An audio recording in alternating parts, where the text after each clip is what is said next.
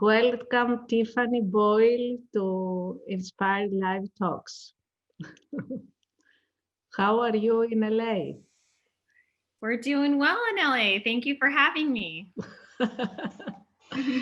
Thank you for put this small talk into your busy schedule during American film market. Of course, yeah, happy to be here. How is it where you are?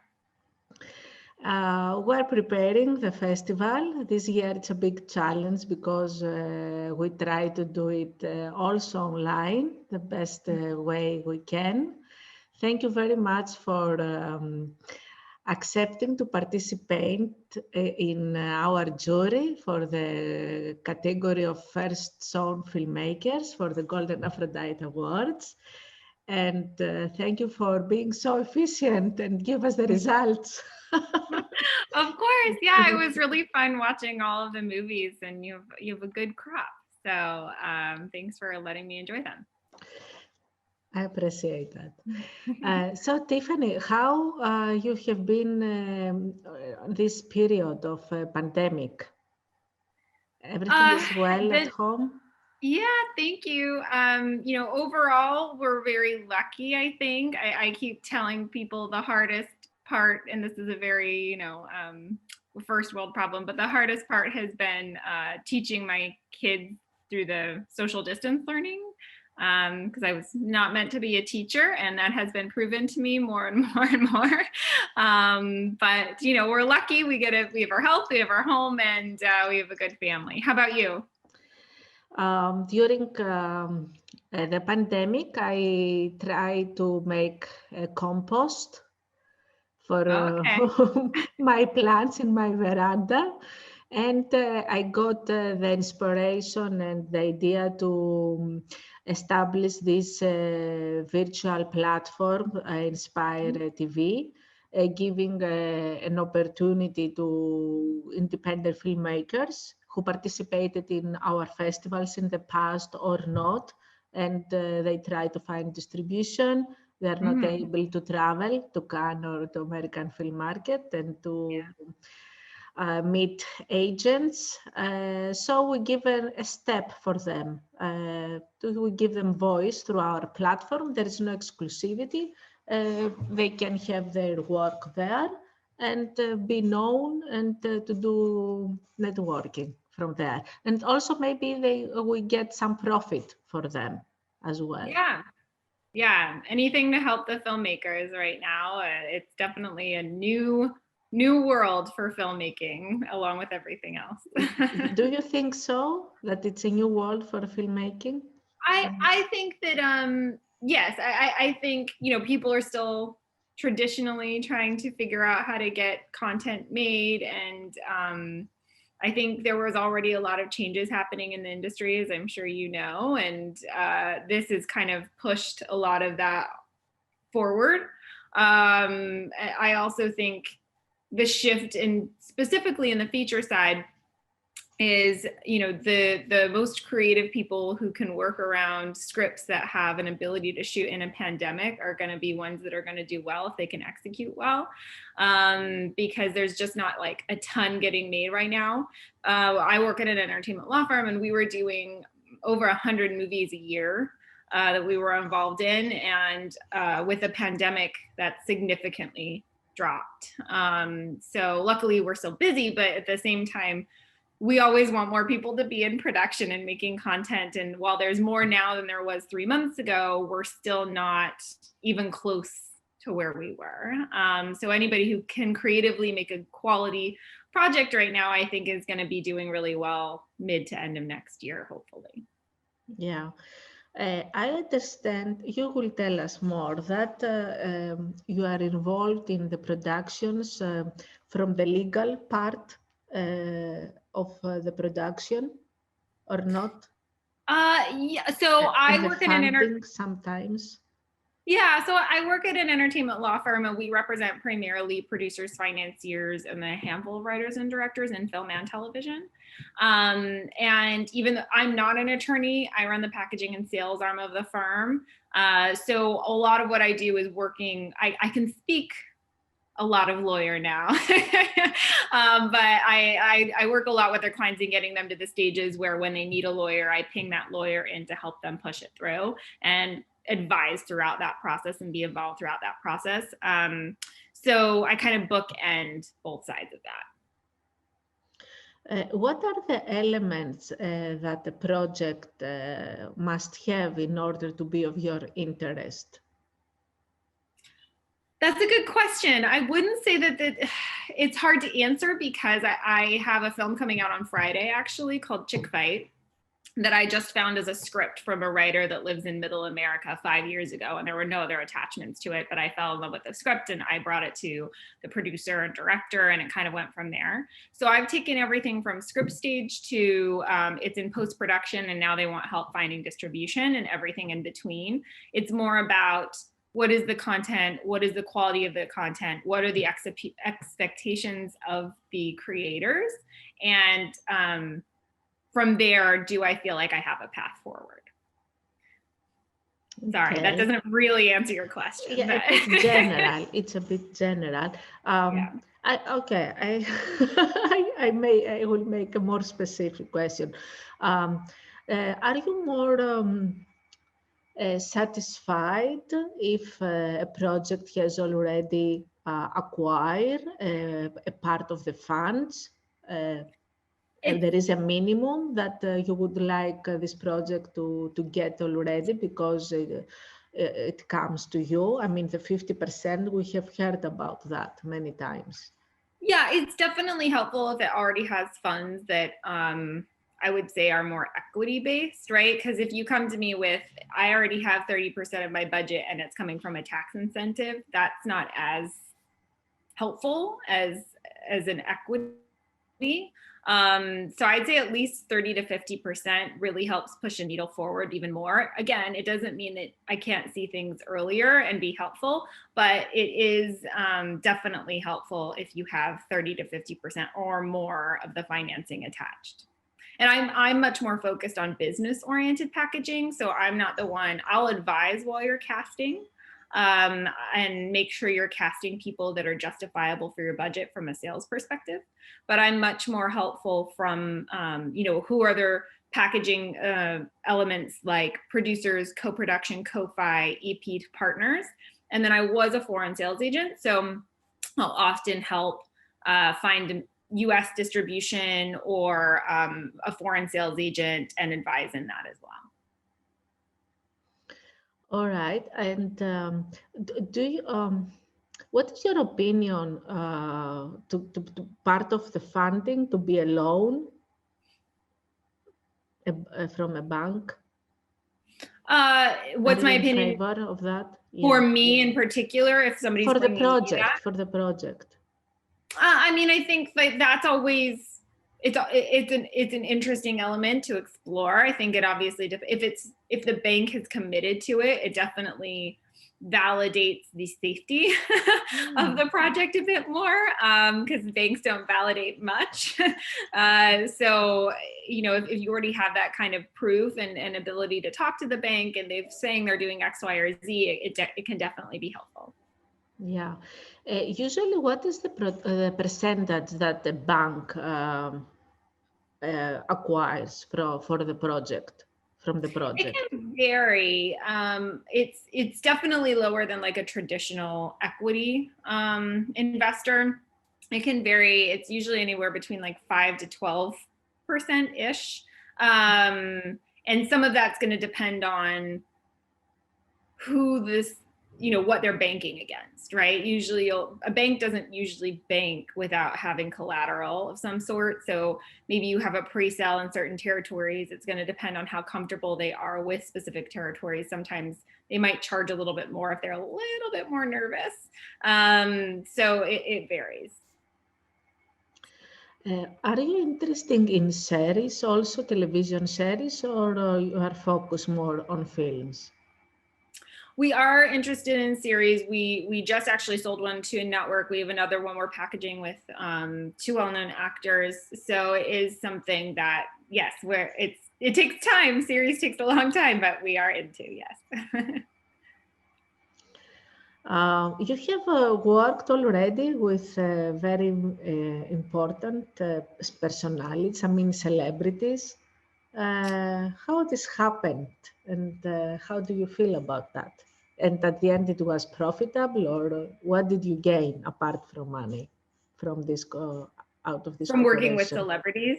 Yes, I see 𝘂𝗃𝗄𝗯𝗃, Alec Baldwin. Yeah, I think the thing about it depends obviously on the type of celebrity you're working with, and in particular with Mullen, Alec. I had very brief interaction with Alec. He was on set for 3 days, but he was a real professional, and he shows up.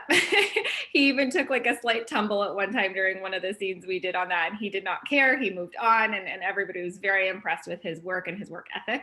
And same with Mullen. I mean, she is a really happy spirit, and I think everybody really respected her on set and beyond. She's very involved. She brought a lot to the table. And if anybody, on 𝘄𝗃𝗄𝗃 right now, the movie comes out on Friday, and she's out there hustling and promoting the film, and everybody, there's only nice things that people have ever said about her. So it's been a really good experience in those ways. And that, we're lucky that, I think you're always lucky when you get a celebrity that also really cares about the content versus just the paycheck, because they do put in that extra effort, and they really show their value, and they bring a lot to the table. So in particular with those two, yes, we're very grateful.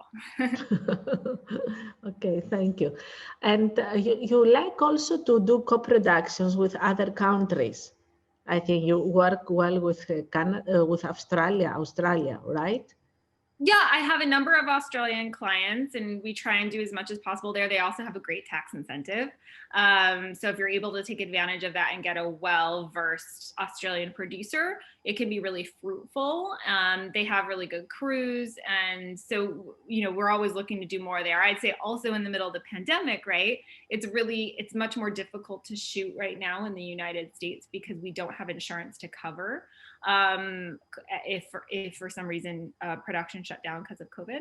So a lot of filmmakers are starting to look outside of the US, or we're noticing a lot more productions that are going into production are outside of the US. So Australia, Canada, the UK, and even France has a nice program. And so we're noticing more, and I think we're opportunistic in the way that we're always trying to be involved in co-productions and find ways to make more content and good quality content.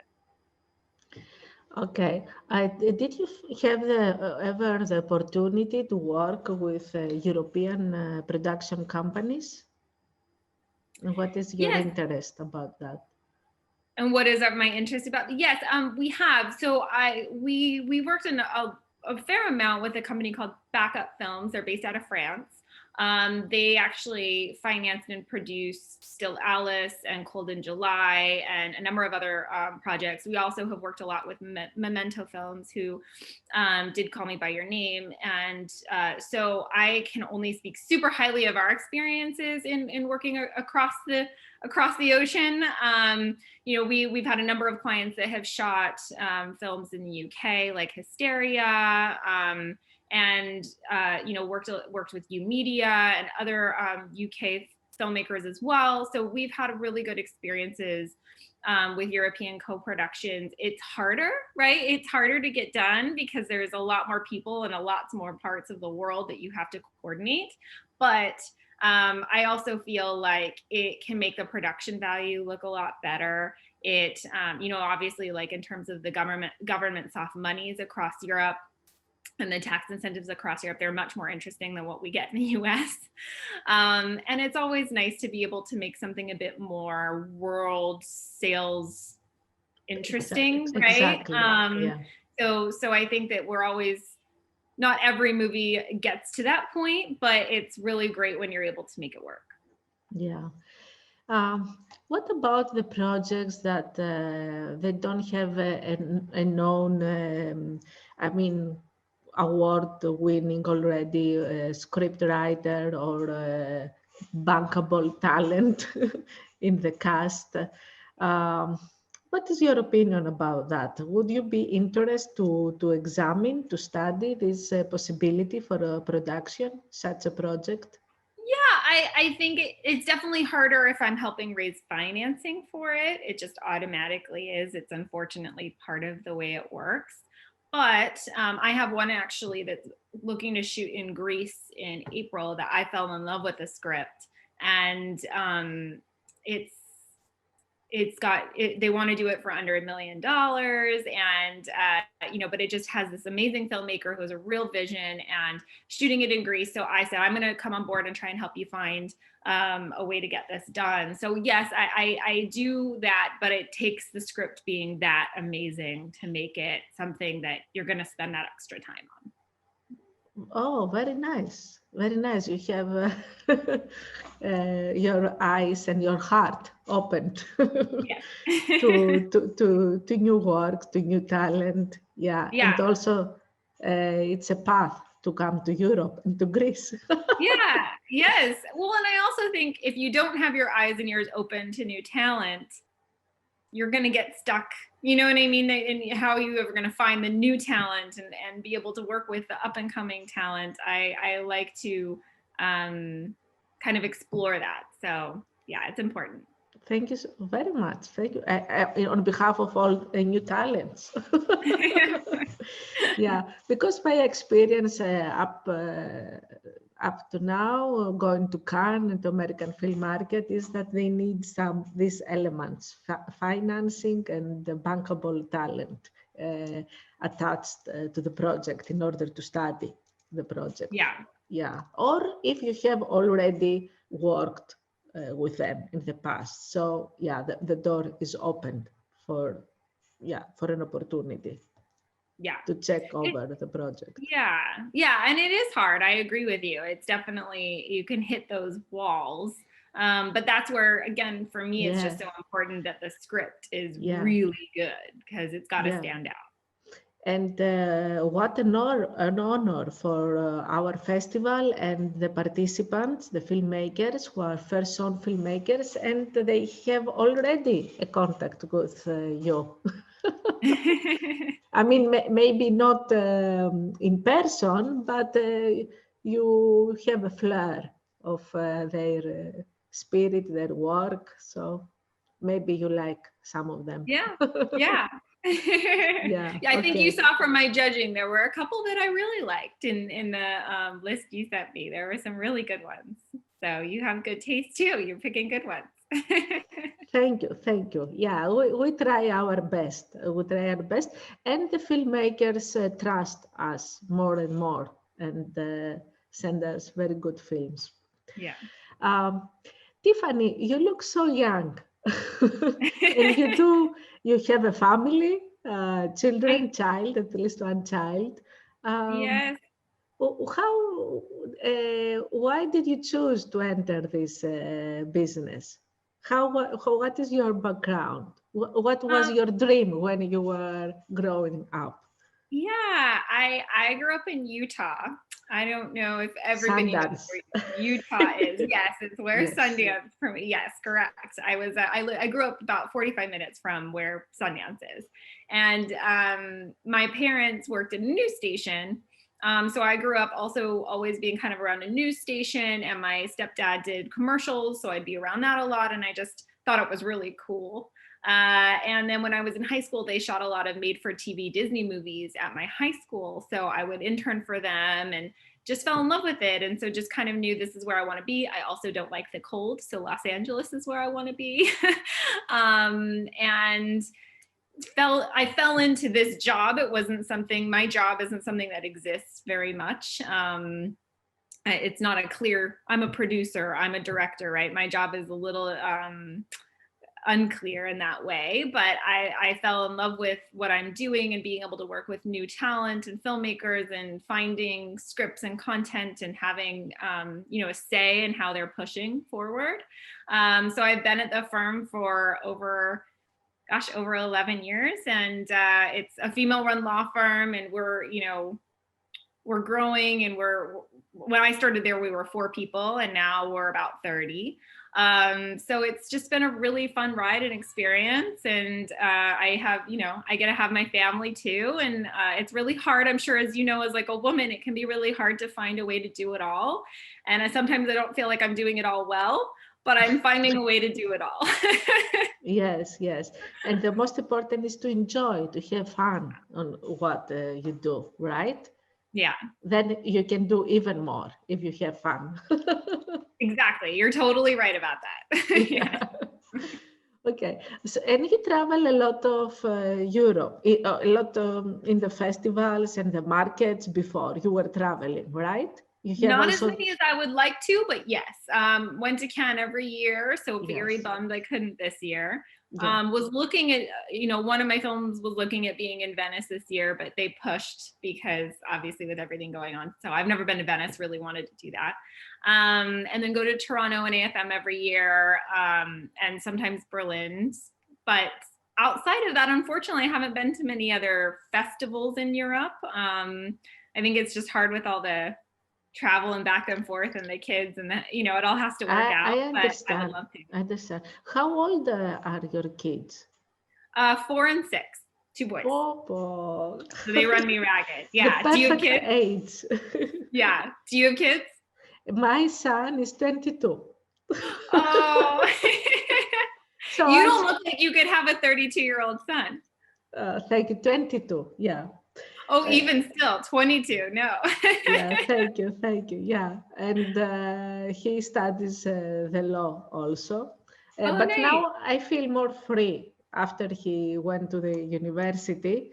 I felt more relaxed, and that time I studied filmmaking. When he went for his studies, I continued my studies in filmmaking and production, in film production. Apart from the festival, I do the festival for 15 years. That's amazing. Yeah. Thank you.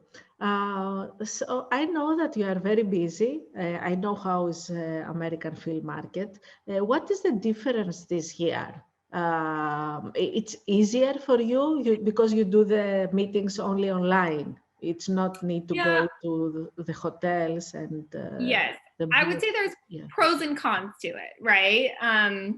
I think the pro is, in one sense, it's easier. I don't have to drive there. I don't have to spend all day there, where I'm there from 9 a.m. to 9 p.m. and I'm exhausted at the end of the day in that way. So those are some of the pros. I think the cons really are, as I'm sure you feel, and probably many people do, there's just something about meeting somebody in person that changes the relationship you're building, and being able to either have a drink with them or a meal with them or just sit there and talk about life. When you're on a computer, it's okay, let's talk and let's get off, right? So some of those other interactions of just talking about daily life don't happen, where it's harder to build that connection. So I think that for me, that's the harder part of what's happening right now, and the big shift. But the good news is there's still business happening and people are really trying, and we got to give it up to the AFMs and the Cannes of the world, and even yourself, right? Like, you're all finding a way to make the best out of this situation, and that's all we can do. Yeah. And we feel positive that this will change in the near future. Yeah. I miss the meeting by chance after the normal meeting with the company, the agent, or the producer, and you meet them at a party afterwards, or and it's fun. You never know where the day is going to lead you. We don't have that anymore. Maybe. I think they do. In the festival, we're going to do some meetings. I mean, party meetings. Okay, and we're going to split some, bring some people in private rooms, to breakout rooms, how you call it, in order to get to know each other better. Yes. And by force. You are two in the room, so you have to speak. You have to talk to each other, figure it out. We will see how this will go. That's great. Okay, Tiffany, thank you so much. I don't know if you want to add something. It is a first meeting, a first approach with you. Yeah. I think yeah, I mean, just thank you for having me. It's been really fun. And, you know, I appreciate all of it you're doing. Again, I think you found some really great filmmakers that you're showcasing. So congrats to you on all of that, especially in this crazy world. And, you know, looking forward to hearing the results and talking further. Yeah. Okay, I have one more question. What is your idea about the different genres in cinema and also the territories? I mean, also in the festival, we have a big variation. There are European films, American films, Asian films.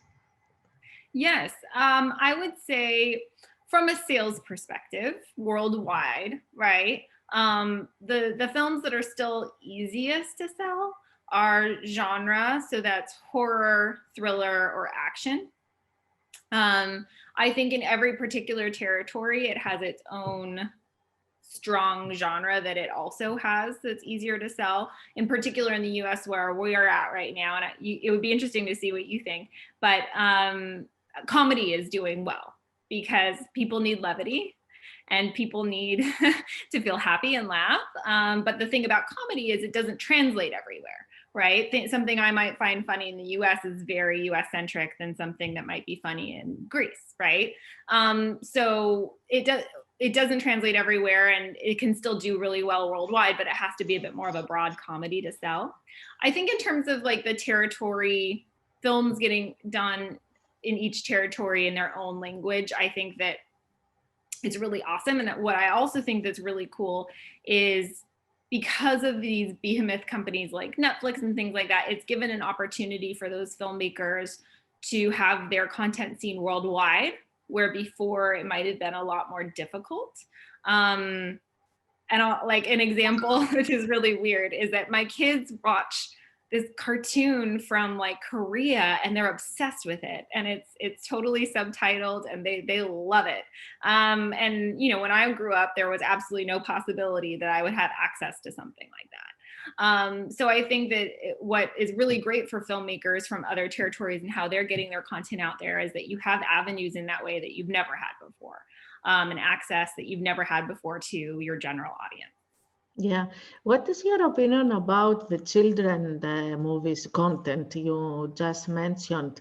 My opinion is that there is more violence in the children content.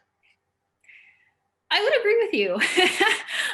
Raising two boys is definitely weird because sometimes things come up on like a show or a new show that we're trying that I'm like, oh gosh, why are we doing this? But I think that there's somewhat of responsibility that filmmakers have to their generations to come and trying to give the right messaging to the new generations versus just placating that they like to, you know, have superheroes that shoot things up or whatever. So I would have to tell you, yeah, I don't love it all the time. And sometimes we get stuck in little boy land where I can't take the little boy out of them. But it's also having the conversations with them that I have to have of this isn't okay and what they did on this isn't okay, and try and curb them to the right types of shows that we're able to find. Yeah. Sometimes I feel that films are made only in order to sell video games, or video games are made in order to sell merchandise, and I don't know what else. Yeah, but there is a lot of violence in the I agree with you, and I think world. a lot, yeah, and you know, there's so much of the superhero stuff right now, which in a lot of ways, if you look at like what happened with Chadwick Boseman and Black Panther and how it gave you know, the Black community feeling like they had a real voice, right, in some respects. I mean, I had a friend who said that when she found out Chadwick died, her son like cried for days. And the fact that like somebody can have that kind of impact on a little boy is really important. But it also means that, you know, I think a lot of those types of hero-based stories need to be, it's important to be careful about how you're showing violence and promoting that type of mindset. And it's definitely tricky. And I think you're right. It definitely is going more towards just looking at the finances of it versus what message are we telling our future generations? Yeah. And from the other hand, there are films like Avatar who are wonderful for all ages and I think all nations. But so maybe you, the producers, should have more responsibility on what you choose to produce. Well, I think that yeah, and I think there's some really nice stuff out there too, right? Like one of our clients does puppy dog pals. I don't know if you've ever seen that on Disney, but you know, in Miles from Tomorrowland, and you know, there are really shows that help kids learn how to work with each other and be friends together, and they still are fun, and they're in this adventure, and so there is really great content out there. It's just sometimes the pull of other kids with their friends at school talking about, you know, what happened with this person or this show that they love, it can be hard to curb it. Yeah, I don't know if you experienced that with your son. Yes, I did a lot, and I was hiding the DVDs and the Xbox CDs because I said, it's not for your age. And what? You are going to kill the grandmother in order to get points. But yes, you are right. But growing up, I think it's the good for the children. What we owe to do as parents and adults is to give them several options and to be an example, what we follow, which path. So they have their choice. They can do their choice. Yeah, but it is what they see from the family, the environment, and be inspired to follow. I do this in the festival. I like that you liked the several genre stories of our selection. I try to focus on human rights, women empowerment, optimism, diversity, of course. And to give inspiration. If I can do that somehow. And it is amazing because after all these 15 years working in the festival, the people I meet, they are wonderful and they like each other. And after the festival, they continue to their connection, and I learn after years that they did the film together. I say, why you didn't tell me that? And they come, they send the new film that, but now I feel also more responsible to do more for them. That's why we do this distribution platform for independent filmmakers, and to give them more connections to expand their work and their I mean, I think the beautiful thing about festivals is building the community. And it sounds like you've been doing that, so that's great. Thank you. Yeah, and also about women, both of us are women. When I became study filmmaking, and I started submitting my films to the festivals, I had so many no rejections. I said, okay, it's not for Oscar, but why so many no's? And that time I did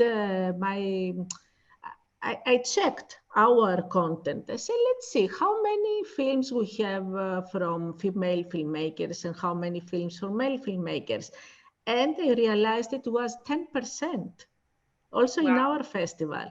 And after I had the degree also, 3 years ago, I say, no, no, no, no, we're going to check more women films. And I would like to have a balance. Yes. In the selection. And the audience told me, Petra, the festival, the selection is great this year. What happened? I say, we have more female filmmakers or producers. Because I think this is great also, a female producer and the male director. It's a great combination too. Yeah, I mean, I think the beauty of the past couple of years is it's really shed a light on bringing more, POC and minority people up front. And even if you still have a male director, like you said, having a female producer, other female talent that's involved to really help push it and give it that voice that it needs. So it's really great that you've recognized that too, because I think a lot of the time, you're in your own country going, is this happening in other areas? So it's really great that, we're seemingly a lot on the same page and trying to push that movement forward more. Yeah, exactly. And this, I didn't think this by myself. I asked male directors who had female producers, and I see that they work again with them, and they say, no, I'm not going to change her. I love her. Because it takes care of everything. So in our festival, when we have the characteristic woman film, it is either a female filmmaker or female producer. We consider this also as a woman film. Well, I think women are really great for producers because a lot of us are used to being moms. Yeah, exactly. Whether or not they've even been a mom before, it's just kind of built in. And so I think that that's effectively what making a movie kind of is. It's your baby, and you've got to do everything, the good, the bad, and the ugly to get it done. Yeah, yes, exactly. I agree with you. And if we like the vision of the filmmaker, and yes, why not? We will do our best for him to make his dream film real. Yeah. Very nice. What is your advice for the festival, or I don't know, for new filmmakers? What they can do to be more connected and to focus, maybe to be more educated? I don't know. What is your opinion, your advice? I think that's a really good question. I think in some ways, one of the really good things to take advantage of the pandemic, the silver lining here, is that there's ways to access people now than you might not have ever had before. Like, for example, you would probably have looked for a jury member in Cyprus, right? I probably wouldn't be on your jury if the pandemic weren't happening right now. So there's ways to meet people that we never would have before. And I think that that is a brilliant thing to be able to take advantage of. I also think executives at other companies, while they have their own issues that they're trying to work out and figure out, they're more willing to answer and be in touch with people than before. So I think that there's a lot to be taken advantage of in terms of trying to target people that you've been wanting to meet for a long time, be that a company or a specific person, and trying to find a way in. I also think that while unfortunately we don't get to be face-to-face with a lot of people, we get to take advantage of more accessibility of other festivals and markets. I was talking to somebody from Stage 32 yesterday. I don't know if you've ever heard of that platform, but they support a lot of filmmakers, and they were saying that they're working with AFM, and AFM has more people signed up for AFM than ever. And it's probably because there's people that have access to it that were never able to go, and now they have a way to go. And I think that any filmmaker out there, you should be taking advantage of that, because you have access to these panels you wouldn't have been able to go to before. It costs maybe $100 to $200 versus thousands and thousands of dollars to go to AFM now, and you can get access to those panels that they plan and the feedback and a pulse on the industry. So I think take advantage of all of those things that are going on. See what's happening depending on what happens with Sundance is still bit more on the expensive side, but they might have some things that are cheaper than normal. What's going to happen with Berlin? I know South by Southwest is doing some really cool planning of things they're doing virtually. So taking advantage of a lot of those things is what I think would be my advice. You are right. Thank you very much. Yes, for the motivation to look higher. Thank you. All right. Thank you so much for your time and being with us. We will let you know where you will get the program, the festival program, and if you want to join us. This interview will be online during the festival. Okay, great. Yes. If you want to share some videos of your work, we can do that. I don't know if you have a reel or something. You know what? I can send you a trailer of 𝘃𝗶𝗱𝗁 that's coming out this weekend, and I think it'll be up worldwide in like 90 days.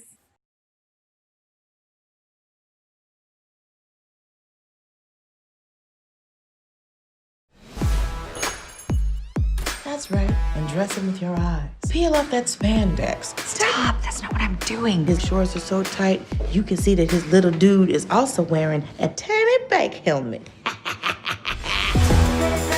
Okay, you seem upset. Well, my business is in the toilet. I don't have insurance. Oh. I can barely pay my bills. Oh, come on. Today my car got repossessed. Other than that, I'm amazing.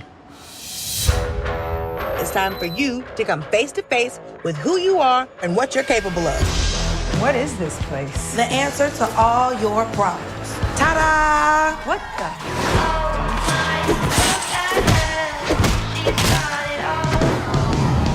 Are you kidding me? This is a shelter, a safe haven for women to come without societal judgment. Come on, Sarah McLachlan. What you got, Lizzo? You're up next, Rocky. Are you gonna tap out? What did tap out mean? Guessing I lost, huh? Yeah, but at least you fought. You took a lot of courage. It would take a miracle worker to help me. I think I know just the guy. That's who you want to train me?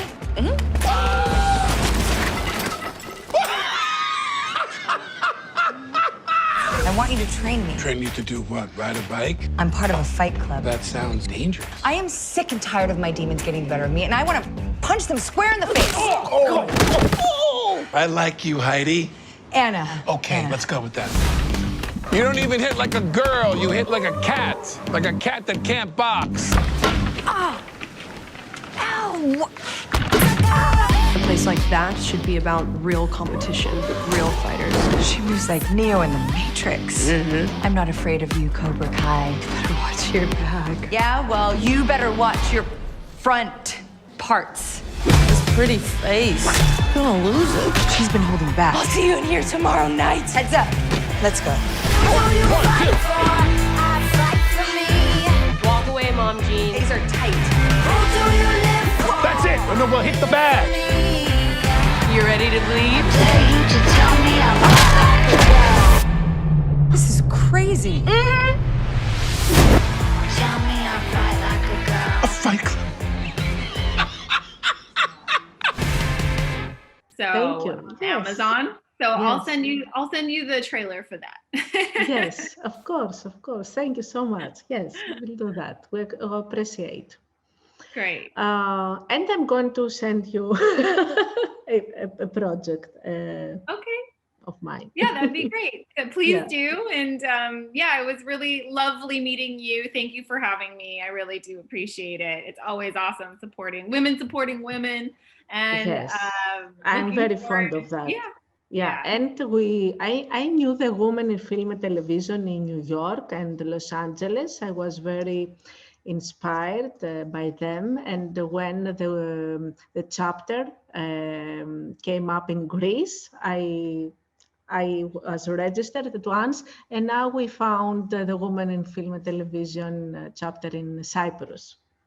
That's So, amazing. yeah, so maybe in the coming years we have a conference, a congress Ah, in there you Cyprus go. or Greece. Yeah, I'm It's going not to too work hard to for convince that. people to go there. Yeah. Exactly. Okay, Tiffany, thank you so much. I wish you Thank you. the best of luck Oh, Pleasure. Same to you. the best of luck, the best of health, and yeah, the best business ever this year. Bye-bye. Thank you. Same to you. Bye. Be inspired. Thank you. Thank you. You too. Bye. Thank you.